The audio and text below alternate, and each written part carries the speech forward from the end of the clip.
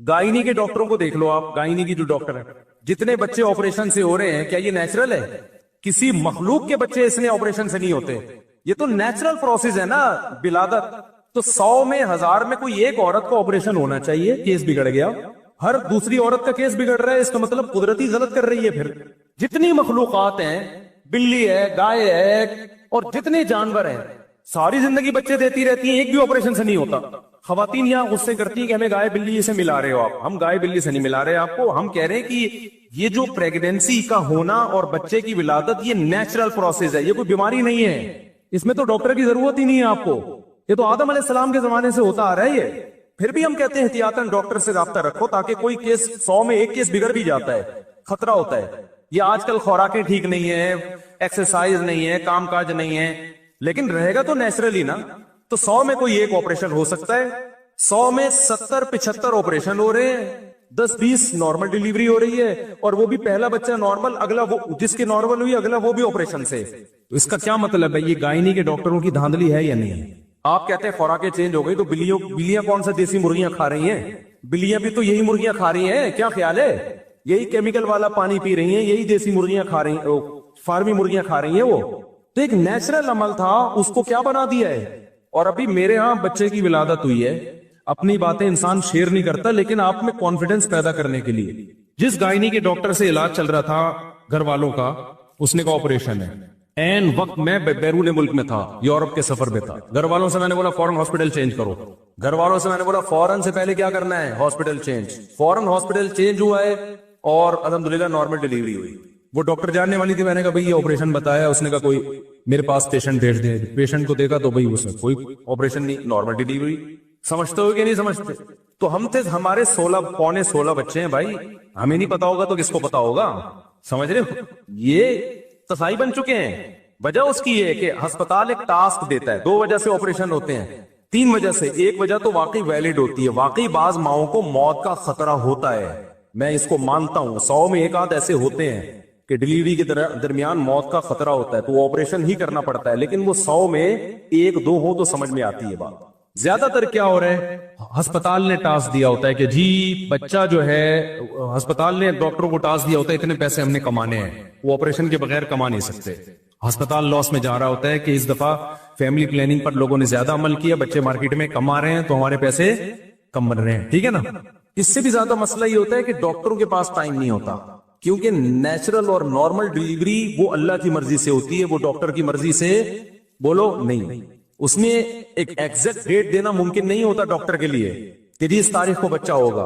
खवातीन को दर्द उठते हैं, फिर वो खत्म हो जाते हैं, फिर उठते हैं, फिर वो खत्म हो जाते हैं। महीना भी लग जाता है, 15-15 दिन भी लग जाते हैं, 1.5 महीना भी लग सकता है। एक कुदरत का निजाम है भाई। अल्लाह ने माँ को तकलीफ में डाला है ताकि बच्चे पर उसका हक साबित हो। तभी तो कुरान कहता है माँ के 3 गुना हक ज्यादा है बच्चे पर, उसे 3 ज्यादा तकलीफें उठाई हैं, ये उसकी तकलीफ का हिस्सा है।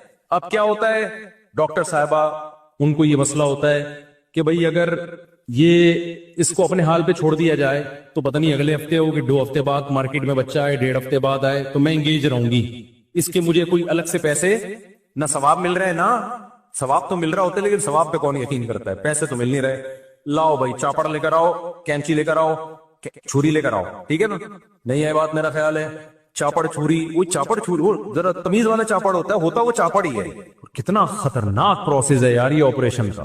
रीढ़ की हड्डी में इंजेक्शन लग रहे हैं, अंदर से पता नहीं क्या क्या निकाला जा रहा है। उसके बाद जो खवातीन की फिजिकल फिटनेस की ऐसी की तैसी होती है, मियाओं को आजकल वैसे ही बीवियां अच्छी नहीं लग रही हैं, वो एक बच्चा पैदा होने के बाद और ज्यादा बुरी लगने लगती हैं। वो फिर उसको अपनी फिजिकल फिटनेस पे लाने के लिए इतनी डाइटिंग, इतनी जॉगिंग, इतनी एक्सरसाइज, वो कौन करता है आजकल? आप यूरोप अमेरिका की तकलीद करते हो, वहां तो ऐसे ऑपरेशन से नहीं होते, हमने तो तहकीक की है। वहां तो अगर पेशेंट खुद कह रही हो ना औरत के ऑपरेशन करो, डॉक्टर को पाबंदी है, वो करेगा, केस होगा उसके खिलाफ। नहीं है मेरा ख्याल है बात समझ में? अच्छा खैर, लेकिन इतने बुरे होने के बाद भी आपकी वाइफ जब प्रेग्नेंट होगी, लेके डॉक्टर ही के पास जाओगे, आप किसी मौलाना के पास नहीं लेके आओगे कि चूंकि ये सारी डॉक्टरों को गलत कहते हैं लिहाजा अब हमने इलाज अपनी बेगम का मुफ्ती साहब से करवाना है, क्योंकि सारे डॉक्टर गलत हो गए, ये सब अपना मंजन बेच रहे हैं, मुफ्ती साहब इलाज करेंगे। मुफ्ती साहब कहेंगे भाई मैं डॉक्टरों को अरे गलत कह रहा हूं तो सही डॉक्टरों को तलाश करने के लिए कह रहा हूं, इसलिए नहीं कह रहा कि मेरी ये फील्ड ही नहीं है, मुझे क्या पता। नहीं आई मेरा ख्याल है बात समझ में? तो जाना डॉक्टर ही के पास है। अगर गायनी की कोई डॉक्टर 2 नंबर है तो 1 नंबर तलाश करनी है। ऐसा नहीं हो सकता कि गायनी की डॉक्टर 2 नंबर हो गई हैं तो अब आप उनसे ऑपरेशन करवाने के बजाय कसाई से ऑपरेशन करवाना शुरू कर दो। समझता है बात को कि नहीं समझता? कि वो पढ़ा लिखा कसाई है, उसने स्टडी की है, मेडिकल साइंस की किताबों की क्या की है, उसने स्टडी की, उसने यूट्यूब पे क्लिप देखे हैं, बच्चा कैसे बनता है, माँ के पेट में कैसे गर्दिश करता है, घूमता है और मार्केट में कैसे आता है। वो ये सब पढ़ा लिखा डॉक्टर है, रेफरेंसेस के साथ बात कर रहा है। और भाई प्रॉपर वे में जब तक इल्म हासिल नहीं होगा उसको ना अल्ट्रासाउंड की इजाजत है, ना एक्सरे की इजाजत है, और ना ऑपरेशन की इजाजत है, ना कोई मेडिसिन रिकमेंड करने की इजाजत। मैं जब ये सेहत की बातें करता हूं, लोगों की कॉल आती है, मुफ्ती साहब मुझे ये कमजोरी महसूस हो रही है, आप कोई मेडिसिन बताएं। मैं कहता हूं भाई मैं सेहत के जनरल उसूल बयान कर देता हूं, वो भी डॉक्टरों से सुने हुए। कोई शख्स बीमार होगा तो वो डॉक्टर के पास जाके इलाज कराए भाई, वो मैं थोड़ी बताऊंगा उसको। पाकिस्तान में सबसे बड़ा मसला बताऊं आपको क्या है? हर शख्स को सब कुछ पता है, हर शख्स को सब कुछ पता है। इतनी आजादी इस मुल्क में है ना कि सब, और ये बात खूब याद रखो, जिसको सब कुछ पता है ना इसका मतलब उसको कुछ भी नहीं पता। हर आदमी अपनी फील्ड का एक्सपर्ट होता है। अगर उसको सब पता है इसका मतलब अपनी फील्ड में तो कुछ भी नहीं पता इसको, क्योंकि इसने फिर इल्म हासिल किया, अपनी फील्ड का इल्म कब हासिल किया है? सारी जिंदगी तो ये करता रहा है बैठ के।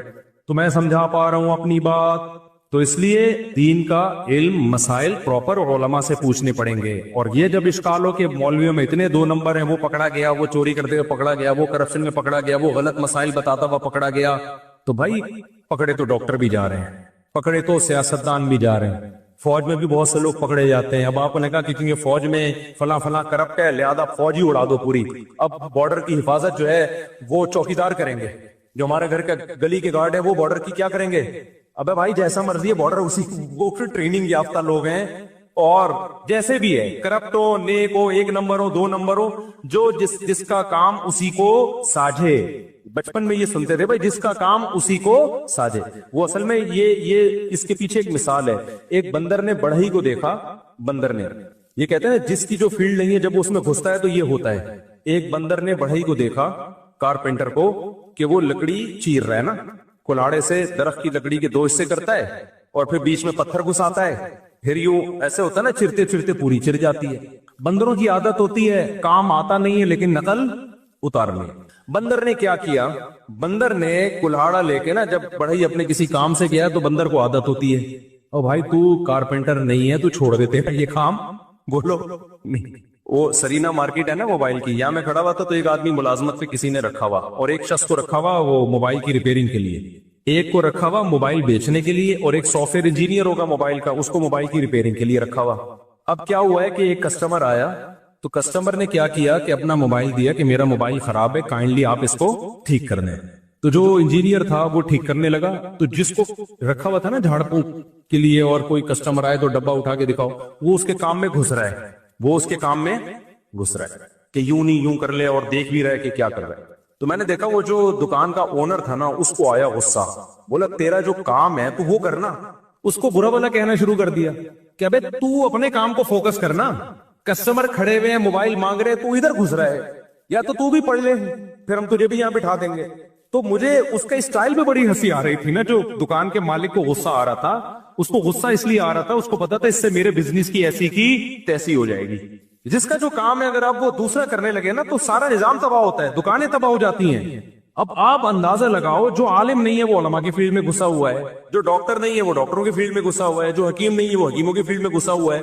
बने क्यों कर जो हो सब कार उल्टा, हम उल्टे यार उल्टा बात उल्टी। मेहताब राय एक शायर गुजरे, इन्होंने कहा कि मेहताब राय में ना यार का लफ्ज उल्टो तो राय बनता है, बात का लफ्ज उल्टो तो ताप बनता है, और हमको उल्टो तो माह बनता है। यानी हम भी मेरे नाम में उलट गया, बात भी उलट गई और यार भी उलट गया, तो सब कुछ उलट गया, तो मेहताब राय बन गया।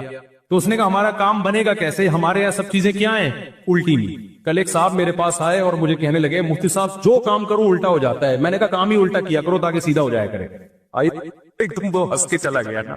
मुझे कहने लगा मुफ्ती साहब जो काम करता हूं काम क्या होता है, उल्टा। तो मैंने कहा फिर किया ही उल्टा करो, क्योंकि जो काम कर रहे हो जब उल्टा हो रहा है तो उल्टा करोगे तो क्या हो जाएगा, उल्टा होकर सीधा हो जाएगा। तो उसको हंसी आई और मेरी जान छूटी।